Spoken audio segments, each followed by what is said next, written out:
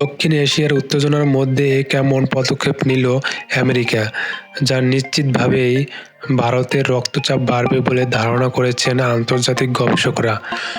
পাকিস্তানের শক্তি বাড়াতে আগেভাগেই সামরিক সরঞ্জাম সরবরাহ করে আসছিল চীন, এবার এতে যুক্ত হলো আমেরিকা।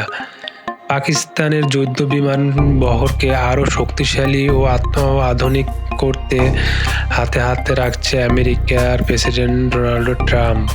এর ফলে ভবিষ্যতে আকাশ যুদ্ধে আরও শক্তিশালী হতে যাচ্ছে শাহবাজ শরীফের দেশ পাকিস্তান।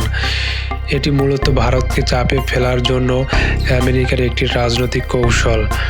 এতে ভারত গভীরভাবে উদ্বেগ প্রকাশ করেছে বলে জানা গিয়েছে।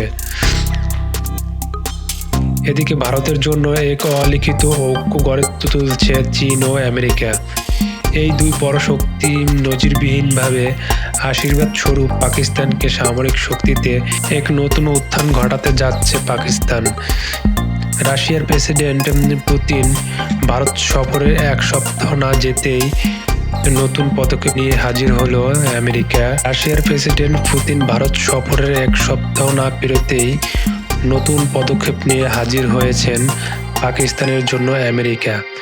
পাকিস্তানের A-16 যুদ্ধবিমান বহরের জন্য ৬৮,৬০,০০,০০,০০০ মূল্যে উন্নত প্রযুক্তি, যুদ্ধবিমান প্রশিক্ষণ সহ ব্যাপক সহায়তা দিতে সম্মতি প্রকাশ করেছেন আমেরিকার প্রেসিডেন্ট ট্রাম্প। দক্ষিণ এশিয়ার উত্তেজনার মধ্যে কেমন পদক্ষেপ নিল আমেরিকা, যা নিশ্চিতভাবেই ভারতের রক্তচাপ বাড়বে বলে ধারণা করছেন আন্তর্জাতিক গবেষকরা।